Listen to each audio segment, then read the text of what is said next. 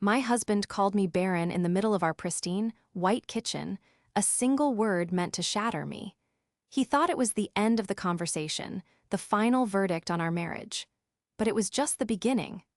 I waited until his award dinner, with his parents and partners watching, and set a trap he never saw coming. This is where the story truly begins, and you won't want to miss what happens. Make sure you're subscribed to see it through to the end. We're always curious. Where in the world are you all watching from today?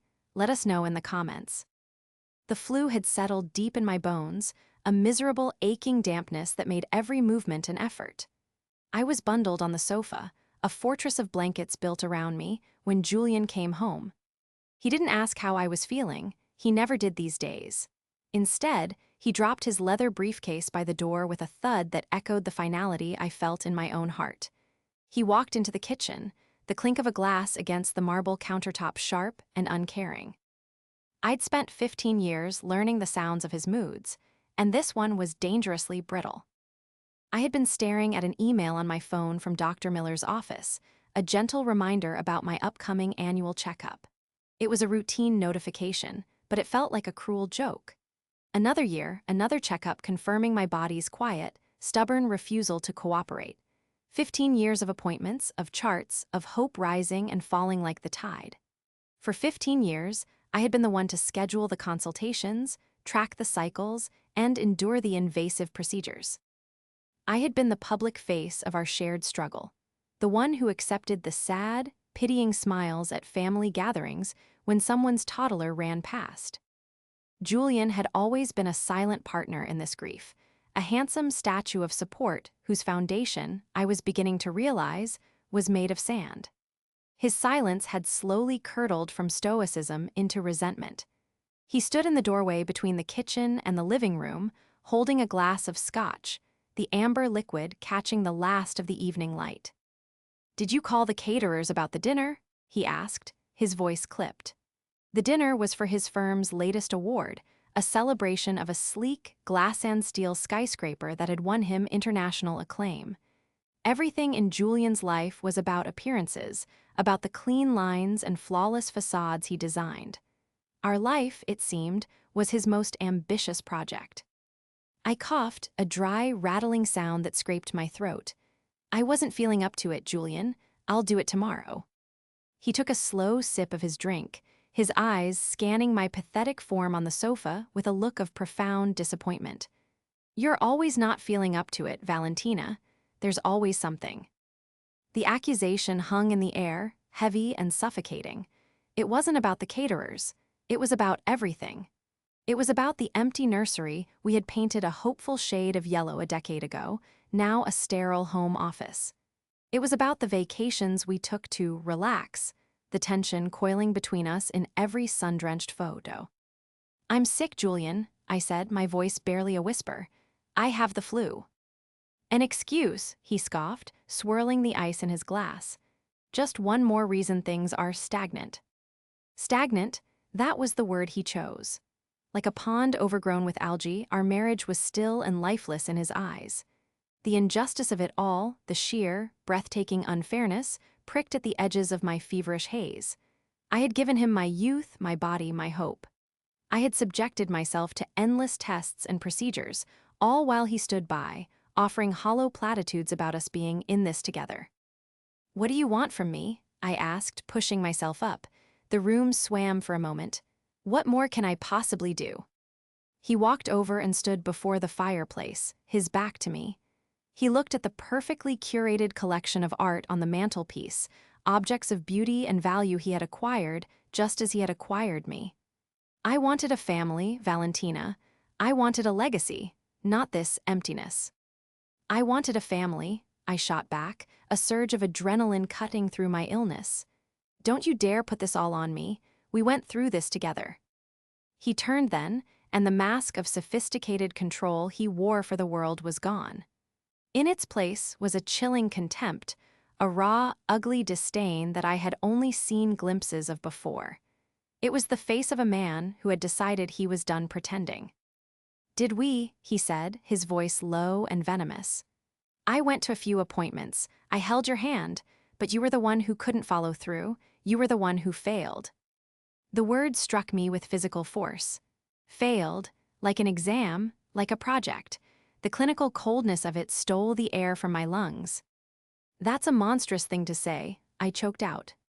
Is it? He took a step closer, his shadow falling over me. I'm an architect. I build things that last foe. Our generations. My name will be on buildings a century from now, but my bloodline, it ends here. It ends with you. He leaned in, his voice dropping to a whisper that was louder than any shout. It ends because my wife is barren. Barren, an ancient, brutal word. A word used to describe a wasteland, a desert, a place where nothing could grow. He had taken all our years of shared pain, all my private tears and physical suffering, and condensed them into that one desolate word. He branded me with it. I stared at him, my heart a frozen stone in my chest. The fever, the aches, the years of quiet hope, it all vanished, replaced by a sudden, terrifying clarity. I wasn't just sick, I was in a cage he had been building around me for years. He hadn't just given up on us, he had crowned himself the victim and me the villain. In that moment, watching him stand there, so handsome, so successful, so utterly cruel, something inside me broke. But as the pieces fell, something else began to form in its place. Cold, hard, and sharp. The betrayal was worse than the diagnosis itself. The 24 hours after Julian's pronouncement were a blur of shivering and silence. He slept in the guest room, his departure from our bed a quiet, damning statement. I lay awake, the word barren echoing in the cavernous space beside me. It wasn't just an insult. It was a verdict he had delivered with the finality of a judge's gavel. The flu raged on, my body feeling as broken and useless as he had claimed it was. My work as a medical archivist had taught me the power of records, of documented facts over emotional claims. A diagnosis was a piece of paper, a set of data points. But Julian's word was a brand, seared onto my soul. The next afternoon, a florist delivered an ostentatious bouquet of white lilies. The card read, "Let's not let emotions run high before the dinner." Jay, it wasn't an apology. It was a command disguised as a peace offering. He wasn't sorry for what he said. He was sorry I might cause a scene. The funereal scent of the lilies filled the silent house, a cloying reminder of the death of our marriage. I threw them in the outdoor trash bin, the crystal vase shattering against the plastic. Later that day, his mother, Margaret, called. Her voice was smooth and polished, like a river stone, but with an undercurrent of steel. "Valentina, dear," she began, without any preamble. "Julian tells me you've been under the weather. I do hope you'll be recovered in time for the ceremony. It's so important for you to be there, supporting him. A man's image is everything, you know." "I'm aware, Margaret," I said, my voice hoarse. "Good, Arthur and I are so proud. This award cements the family name for another generation." She paused, a perfectly timed, delicate beat of silence. "It's a comfort, knowing the legacy will continue through his work at least." The implication was as sharp and clean as a surgeon's scalpel. His work was his legacy because I had failed to provide him with a different kind. I saw it then, the source of Julian's cruelty. It had been nurtured and watered for years in the fertile ground of his parents' expectations. He was the golden son, and I was his one glaring failure, the blemish on his perfect portrait. "I'll be there," I said, my voice flat. "Wonderful, wear the blue dress, dear, it's very flattering." She hung up. I sank onto a kitchen chair, my head in my hands. They were a united front. Julian, his mother, their entire world built on the foundation of image and legacy. They had written the story, cast me as the tragic, flawed character, and expected me to play my part. But as I sat there, surrounded by the sterile perfection of Julian's architectural vision, our home, a thought began to surface. A tiny, insistent whisper from the part of my brain that organized facts for a living. My job involved cross-referencing records, finding links that others missed, understanding that a single, forgotten document could change everything. We had been to so many specialists over the years. I had files, thick folders of them, documenting every test, every result, every failed procedure. But Julian, he had only been tested once, right at the very beginning. It was over a decade ago. I remembered the clinic, the tense silence in the car on the way home. He had gotten the results back via a phone call while I was at work. "Everything's fine on my end," he'd said, his tone dismissive, eager to move on. "It's you they need to focus on." And I had believed him.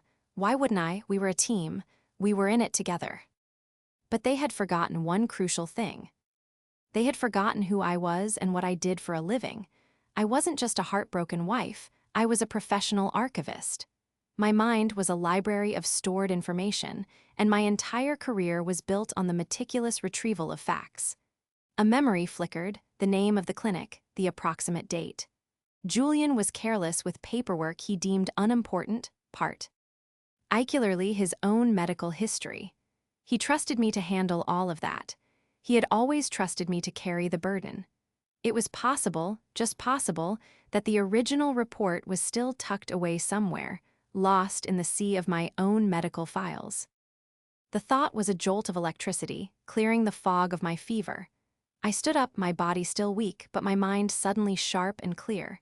He had called me barren, a wasteland, but a wasteland can be deceptive. Sometimes, things of immense value are buried just beneath the surface, waiting for someone to start digging. And I was going to dig. I would find that piece of paper, that one single document from so many years ago. I didn't know what I would find, but a cold certainty settled over me. Whatever it was, it would be the truth, and the truth would be my weapon. But they had forgotten one crucial thing. I keep all the records. The early years of our marriage felt like a different lifetime, lived by two different people. I met Julian in my late 20s, a whirlwind of ambition and charm. I was working at the city archives then, quietly passionate about history and the stories hidden in old documents. He was a rising star in the architectural world, a man who didn't just enter a room but commanded it. He was drawn to what he called my quiet depth, a contrast to his own glittering world. I was drawn to his vision, the way he saw the world not just as it was, but as it could be. We married within a year. Our desire for a family was immediate and mutual. It was a cornerstone of the future we planned together over candlelit dinners and weekend trips. When it didn't happen right away, we weren't worried. But as months turned into years, a shadow began to creep into the sunny corners of our life. The journey through infertility is a slow erosion of hope, a chipping away at intimacy until you're left with two people navigating a landscape of charts, appointments, and profound disappointment. I was the one who bore the brunt of it. My body became a project, a problem to be solved. I endured the prying questions, the invasive tests, the hormone treatments that left me feeling like a stranger in my own skin. Through it all, I sacrificed pieces of myself. I put my career ambitions on hold, turning down a prestigious promotion because it would have required travel and added stress. My life, my schedule, my very being, began to revolve around a single, elusive goal. Julian was supportive in his way. He would hold my hand in waiting rooms and murmur encouragements, but there was always a distance, a sense of him being an observer to my struggle rather than a participant in a shared one. He paid the bills for the expensive treatments without complaint, a transaction that, I now realize, made him feel he was doing his part. The architect of our misery wasn't just Julian, it was his family. His parents, Arthur and Margaret, were pillars of the community. Arthur was a retired judge, a man whose life had been dedicated to interpreting the law, a figure of unimpeachable integrity. Margaret ran the city's largest charitable foundation, a woman whose grace and social standing were legendary. To them, family wasn't just about love, it was about dynasty. Their public image was flawless, and they expected nothing less from their only son. I remember a conversation with Margaret a few years into our marriage at a sterile charity gala. She cornered me near the silent auction table, her smile as bright and hard as the diamonds at her throat. "You know, Valentina," she said, her voice a conspiratorial whisper, "Julian was born to be a father. It's in his blood. He has so much to pass on." She patted my arm, a gesture that was meant to seem kind but felt like a quiet threat. "I do hope you can give that to him soon." The pressure was immense, a constant, unspoken weight in every interaction with them. I was the vessel for their legacy, and I was failing. Julian, trapped between his own desires and his parents' expectations, began to change. The supportive husband was slowly replaced by a frustrated project manager. Our inability to conceive became my personal failure, a flaw in his otherwise perfect design for life. He started making small, cutting remarks, first in private, then in front of friends. "Valentina's a bit sensitive these days," he'd say with a dismissive wave of his hand after a hormonal treatment left me in tears. He'd point out pregnant women on the street, not with longing, but with a strange, analytical curiosity, as if studying a species I was excluded from. He became obsessed with his career, pouring all his frustrated energy into his work. His buildings became his children, his legacy. He received accolades, awards, and the fawning respect of his peers. And the more successful he became, the more he saw me as a liability, a walking, talking symbol of his one great failure. The man I had fallen in love with, the one who saw depth in my quiet nature, was gone. In his place was a stranger who looked at me with cold disappointment. He was the brilliant architect, the celebrated visionary. And I was the barren ground where his dynasty had withered and died. The cruelty of that final word he threw at me wasn't born in a moment of anger.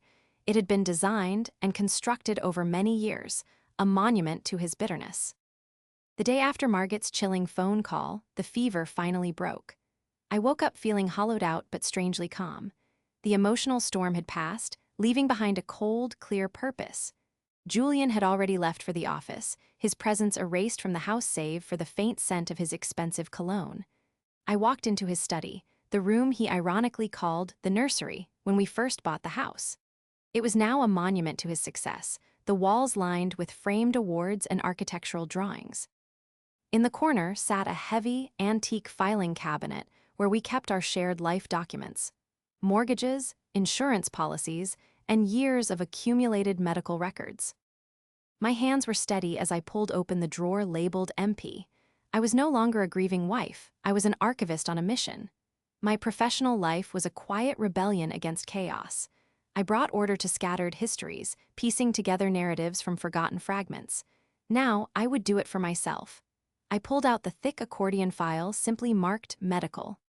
Inside, my own history was meticulously organized, sectioned by year, by doctor, by procedure. His was a thin manila folder at the very back, almost an afterthought. I lifted it out. My heart began to pound, a steady, heavy drum against my ribs. Inside were a few scattered receipts and insurance statements. And then I saw it. A single, folded sheet of official-looking paper tucked into a pocket at the back. It was from the Andrology and Fertility Center, dated over 12 years ago. It wasn't a copy, it was the original report. I unfolded it. The technical language and medical jargon swam before my eyes, but I knew how to read these documents. I scanned past the standard metrics until I found the conclusion.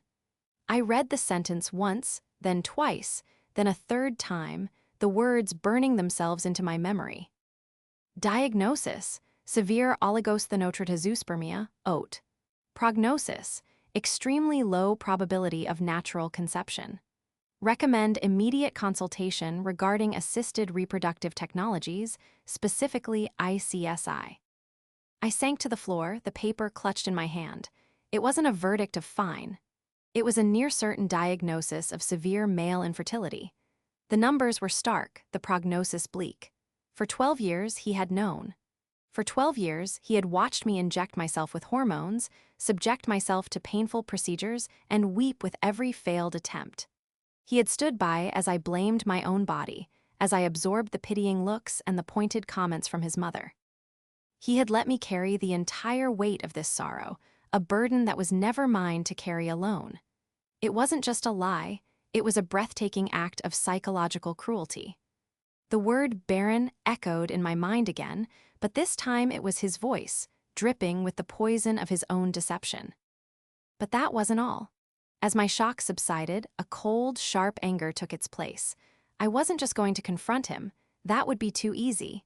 He was a master of manipulation, a man who could twist any situation to his advantage. A private confrontation would become a battle of his word against mine. No, I needed more. I needed irrefutable proof, something that would dismantle his carefully constructed world in a way he could never recover from. My mind, now operating with the detached precision of my profession, started connecting dots. Julian was meticulous with his finances.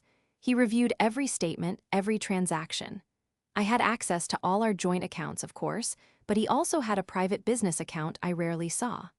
However, the annual tax filings, which I always prepared, required statements from all accounts. I had a box of them in the basement, years of financial records. I spent the rest of the day in the dim light of the basement, surrounded by dusty boxes. It was a tedious, soul-crushing task, but I was fueled by a righteous fury. I went back 5 years, then 10, then 15, and then I found it. A recurring payment, sent on the 5th of every month for the last 20 years. It wasn't a large sum, just enough to be significant, sent to a woman named C. Jennings. The payments had started long before we were even married. A quick, deep dive online using a public records search engine gave me a name, Claire Jennings. She lived in a small town a few hours north. A little more digging, a search through social media, and the final piece of the puzzle clicked into place. Claire had a son, a 19-year-old boy named Leo, and when I saw his photo on her page, the breath left my body. He had Julian's eyes, the same intense. Dark gaze, the same shape of his jaw. It was unmistakable. Julian had a son. He had a child from a relationship in his early 20s, before his condition had likely worsened to the severe state it was in when he was diagnosed. He had a legacy, a bloodline, and he had hidden him, paying a quiet monthly stipend to keep his first family a secret, all while tormenting me for failing to provide him with a second one. The trap was now clear in my mind. The award dinner was in 2 days. It was to be his crowning achievement, a night to celebrate the legacy he had built in steel and glass. But I would be there to reveal the legacy he had tried to bury. I made 2 high-quality copies of the medical report and a printout of the bank statements showing the 20 years of payments to Claire Jennings. I even printed the photo of Leo. I placed them all inside a simple, elegant manila envelope. Julian, the great architect, had designed a prison of lies for me. It was only fitting that I would be the one to burn it to the ground, right in the center of his victory celebration. I didn't see Julian again until the evening of the award ceremony. I spent the 2 days in a state of suspended animation, moving through the motions of life in our cold, silent house. I called the caterers. I picked up his suit from the dry cleaner. I even chose to wear the blue dress Margaret had suggested, a final, deliberate act of feigned compliance. The envelope, my silent, paper-thin weapon, was tucked securely in my clutch. On the outside, I was the dutiful, supportive wife. On the inside, I was a coiled spring of righteous fury. The car ride to the downtown hotel was suffocatingly quiet. Julian, preening in his tuxedo, seemed to have decided his cruel words had served their purpose and that the matter was now closed. He even attempted a semblance of warmth. "You look lovely, Valentina," he said, his eyes on the road. "Blue is your color." "Thank you, Julian," I replied, my voice perfectly even. He reached over and placed his hand on my knee, a gesture that once would have been comforting, but now felt like the touch of a snake. "I'm glad we're moving past that unpleasantness. Tonight is important for us." For us, the casual lie of it almost made me laugh out loud. I simply nodded, my gaze fixed on the city lights flashing past the window. The ballroom was a sea of black ties and glittering gowns. It was the pinnacle of Julian's world. Clients, competitors, mentors, and the press all gathered to celebrate him. His parents, Arthur and Margaret, greeted us at the door. Margaret's eyes swept over me, a quick, approving glance at the blue dress before she turned her full, radiant attention to her son. Arthur, a man whose stern, judicial face rarely softened, gave Julian a proud clap on the shoulder. "A big night, son, you've earned it." I felt like a ghost moving through the room, accepting air kisses and murmuring congratulations. Everyone saw us as the perfect couple, the brilliant architect and his elegant, supportive wife. The lie was so complete, so beautifully constructed, it was almost a work of art in itself. We took our seats at the head table, a place of honor. Julian was seated between his parents, and I was next to his father, Arthur. Throughout the dinner, I played my part, I smiled. I made small talk. I listened as speaker after speaker extolled Julian's genius, his vision, his dedication. With every word of praise, the coil inside me tightened. Julian soaked it all in, nodding graciously, a humble king accepting the adoration of his court. During a lull before the main award was presented, I decided it was time to light the fuse. I leaned toward Julian, my voice low enough so that only he could hear. "I was doing some cleaning in your study," I began, my tone conversational. "I came across some old medical files. From that clinic we went to years ago, the Andrology Center." I watched his face. For a split second, the polished mask slipped. A flicker of something panic, fear, crossed his eyes before it was quickly suppressed. He straightened his tie, a nervous, reflexive gesture. "Ancient history, Valentina," he said, forcing a small laugh. "I can't imagine what you'd find interesting in that." "Oh, but it was fascinating," I continued, my voice still light. "I must have misremembered what you told me about the results. I thought you said everything was fine, but the report I found said something very different, something about a severe condition." The blood drained from his face. He stared at me, his mouth slightly agape. The charismatic architect was gone, replaced by a cornered animal. "I don't know what you're talking about," he hissed, his eyes darting towards his parents, who were engaged in a conversation with the person next to them. "You're mistaken, and this is neither the time nor the place." "Isn't it?" I asked, meeting his gaze with a cold calm that seemed to unnerve him more than any shouting would have. "You seem to think our kitchen was the perfect place to discuss my barren state. I just thought it was strange, is all. That a man with such a challenging prognosis would place the blame so squarely on his wife for 12 years. His hand, resting on the table, clenched into a fist. "You will stop this," he whispered, his voice trembling with barely controlled rage. "You are trying to ruin my night. After everything I've done for you, for us, you are being hysterical." Hysterical? The classic, desperate accusation of a man who has lost control of the narrative. It was the final confirmation I needed. His poorly executed threats, his immediate denial, it was the frantic scrambling of a liar caught in the glare of an unwelcome light. "I'm not the one who's hysterical, Julian," I said, giving him a small, tight smile that didn't reach my eyes. "I'm just an archivist. I just like to have the facts straight." I then turned away from him, back to the conversation at the table, leaving him stewing in his panic.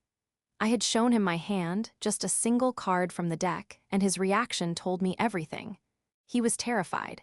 He now knew I had the proof, but he had no idea just how much proof I had or what I planned to do with it.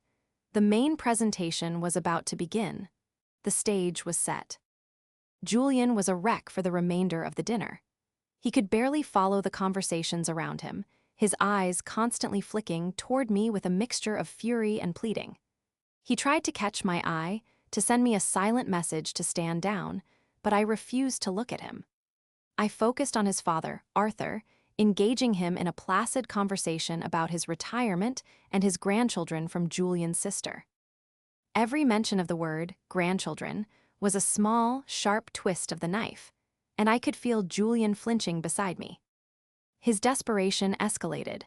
Under the cover of the tablecloth, he grabbed my wrist, his grip surprisingly tight. "Valentina, we will discuss this at home," he whispered, his voice strained. "Do not make a scene. Think of my parents, think of my career." "It's a little late for that, isn't it?" I murmured, pulling my arm free from his grasp. "You should have thought of that when you decided to build our entire marriage on a lie."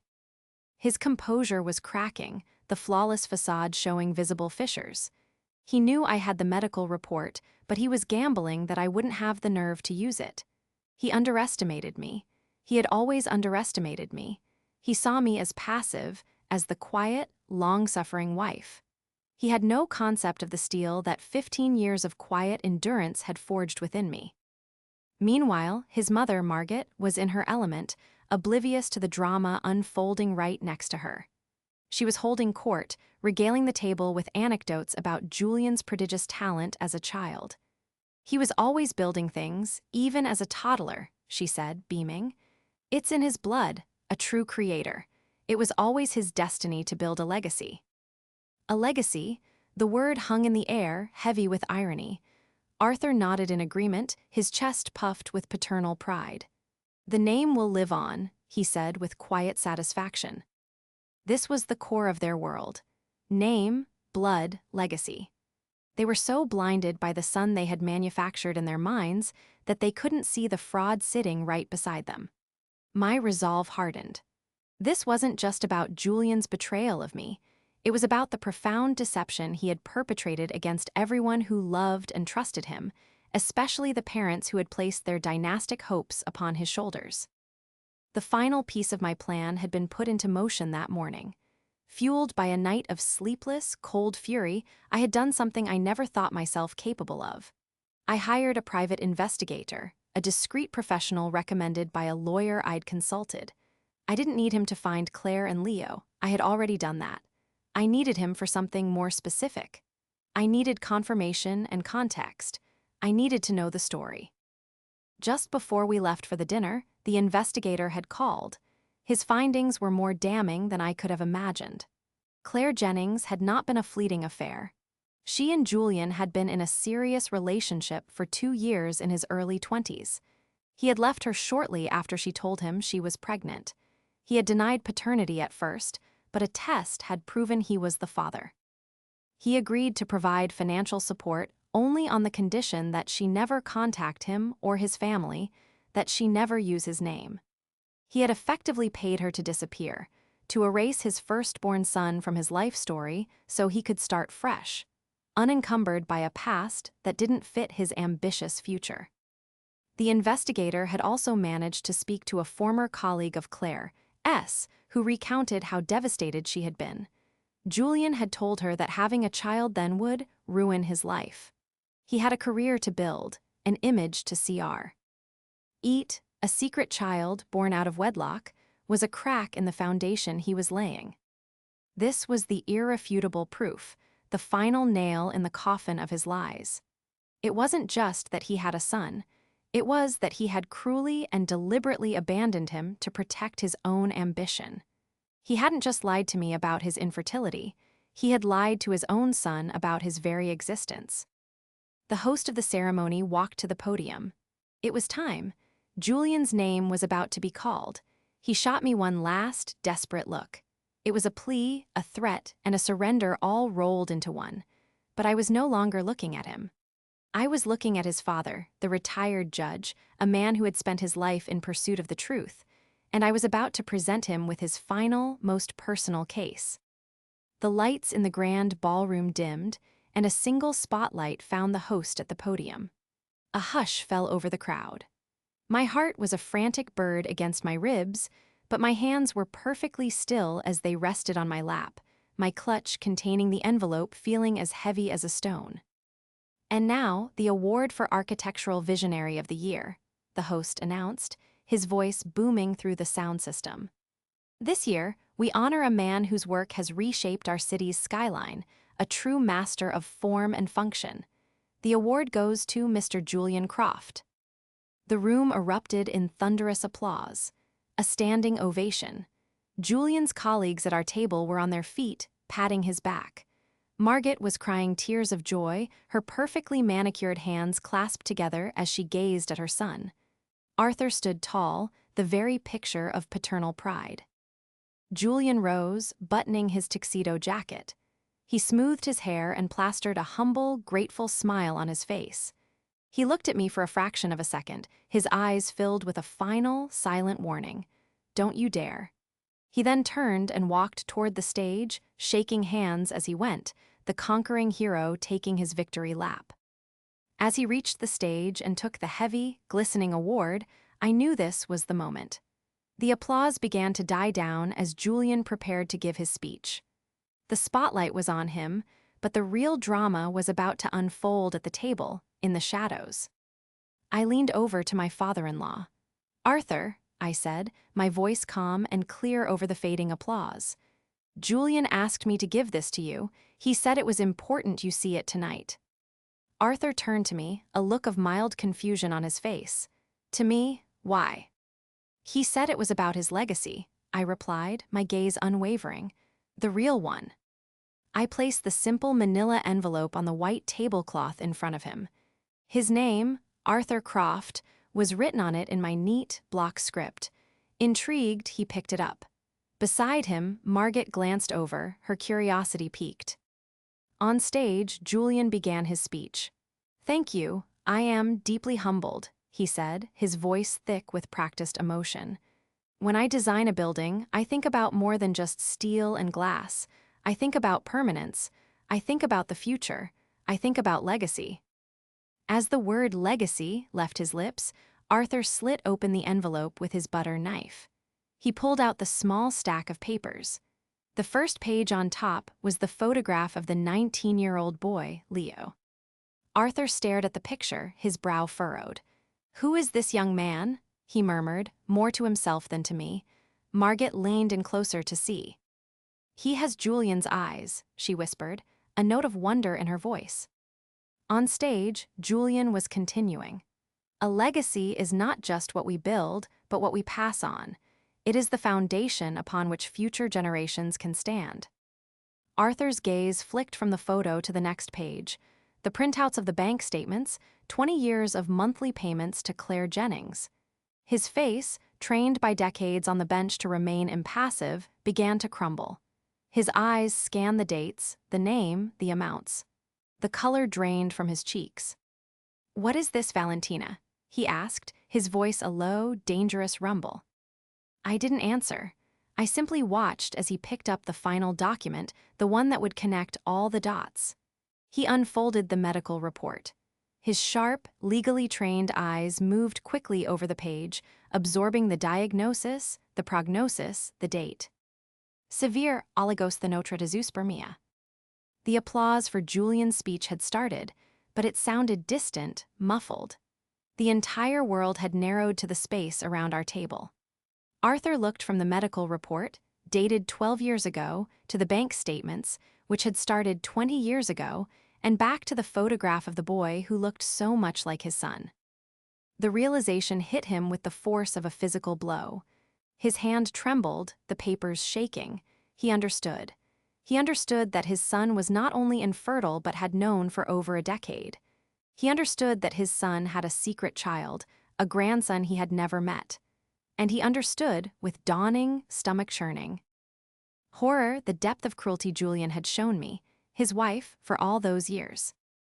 "Oh my God," Margaret breathed, her hand flying to her mouth as she finally pieced it all together. Her tears of pride had turned to tears of shock and shame. Julian was walking back from the stage, his trophy in hand, his face glowing with triumph. He saw his parents' faces, saw the papers in his father's hand, and his victorious smile froze, then shattered. The moment he had dreaded was here. He reached the table just as Arthur slowly, deliberately, stood up. The retired judge, a man of immense public dignity, looked at his son, his face a mask of cold fury and profound disappointment. He held up the papers. "Explain this," Arthur said, his voice cutting through the celebratory atmosphere around them. "Explain your son, and explain what you have done to this woman." Julian stood, rooted to the spot, the golden award in his hand suddenly looking like a cheap prop. His mouth opened, but no words came out. The architect, the master of design and control, had been publicly, systematically, and completely dismantled. His foundation had turned to dust. The scene at the table was a frozen tableau of horror and disbelief. The people nearby began to notice, their smiles fading into confused whispers. Julian stared at his father, his face pale and slack with shock. He had no words, no defenses left. The truth, in all its ugly detail, was laid bare on the table for his parents to see. Arthur didn't wait for an answer. He dropped the papers onto Julian's award plate with a clatter that sounded like a gavel. He looked at his son with an expression of pure disgust, then turned to his wife. "Margaret, we are leaving." Without another word, he turned his back on his son and walked away. Margaret, her face streaked with ruined makeup, gave Julian a look of utter devastation before scurrying to follow her husband. I stood up. I looked at Julian one last time, a man holding a trophy that now symbolized nothing but his own hollow ambition. He looked utterly broken, a building whose foundations had been ripped out from under it. I didn't feel triumph, only a quiet, resolute sense of finality. I turned and walked out of the ballroom, leaving him alone in the wreckage of the life he had so carefully designed. I didn't look back. The aftermath was swift and brutal. Arthur and Margaret, horrified by the depth of his deception, both the cruelty to me and the existence of a secret grandchild, cut him off completely. For Arthur, a man of law and principle, the lie was an unforgivable stain on the family's honor. For Margaret, a woman obsessed with public image, the potential scandal was a catastrophe. The news of the confrontation rippled through their social and professional circles. Clients grew wary. Partners at his firm, disturbed by the revelation of such profound duplicity, began to distance themselves. Julian's career, once a glittering skyscraper, began to crumble. I filed for divorce the next day. Julian, stripped of his family's support and his carefully curated reputation, didn't fight it. He was a ghost, haunting the empty house until the lawyers finalized the separation. I took what was mine and moved into a quiet apartment in a part of the city I had always loved, a place with old brick buildings and historic charm. It felt like coming home to myself. A few months later, I received a letter. It was from Arthur. It was a formal, profound apology for his own blindness, for the pressure his family had put on me, and for the pain his son had caused. At the end of the letter, he told me that he and Margaret had reached out to Claire Jennings. They had traveled to her town and met their grandson, Leo, for the first time. He wrote of the boy's quiet intelligence, his kindness, and with a note of deep sorrow, his resemblance to the man Julian used to be. They were beginning the slow, difficult process of building a relationship, of trying to mend the damage their son had done. My own healing was a quiet, gradual process. As a medical archivist, I had spent my life preserving the stories of others. Now, it was time to write my own. I went back to work, but with a renewed sense of purpose. I took the promotion I had passed on years ago. I began to travel, to see the world not as a place to escape my sadness, but as a place to explore my own interests. The peace I found wasn't loud or dramatic. It was the simple, steady calm of a life built on truth. I had spent 15 years believing I was a barren wasteland, but I was not. I was fertile ground, and for the first time, I was planting a life just for me. The envelope I had left on that table had not just ended Julian's lies, it had been the first page of my own, true story.